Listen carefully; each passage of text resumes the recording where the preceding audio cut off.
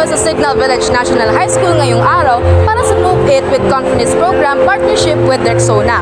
Para sa mga kabataan, layunin nito na ipalaganap ang kahalagahan ng pagpapalakas at paggalaw ng katawan, maging ang pagpapanatili ng kalinisan sa katawan. Nakiisa ang humigit kumulang 100 mga estudyante sa ikasyam na baitang sa programang inilunsad ng Unilever Philippines at SMS Philippine Health Incorporation.